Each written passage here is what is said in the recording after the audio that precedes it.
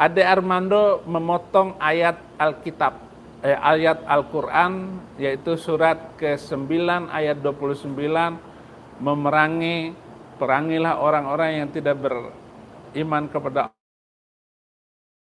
tidak mengharamkan apa yang diharamkan oleh Allah dan Rasul, tidak beragama dengan agama yang benar, yaitu mereka yang diberi Alkitab.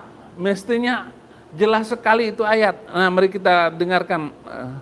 Surat At-Taubah ayat 29 bilang, perangilah orang-orang yang tidak beriman kepada Allah dan tidak mengharamkan apa yang telah diharamkan oleh Allah dan Rasulnya, dan tidak beragama dengan agama yang benar.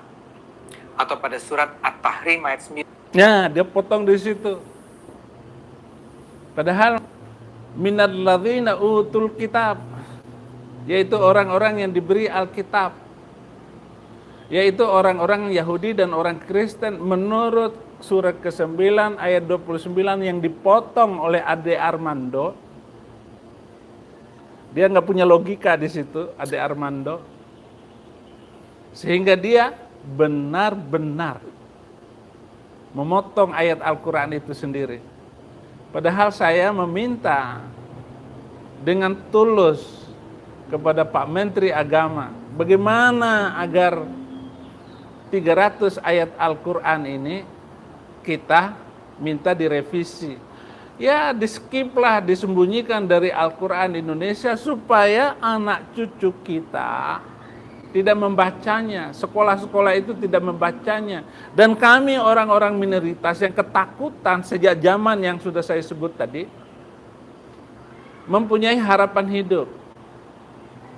Sekarang kami minoritas orang Kristen ini, kalau melihat jidat hitam, jenggotan, baju koko, celana cingkrang, kita sudah serem duluan.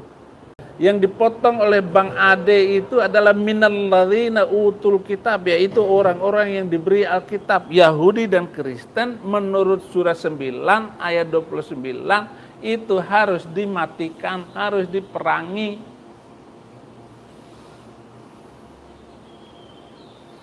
Jangan sampai Indonesia ini hancur oleh agama tadi. Permintaan saya begitu. Simpel aja. Saya minta kepada Menteri Agama kok, kenapa Ade Armando marah? Kenapa Ade Armando mencari konten gara-gara permintaan saya? Kan saya mintanya ke Menteri Agama. Lu kan bukan Menteri Agama, Bang Ade. Jadi itu.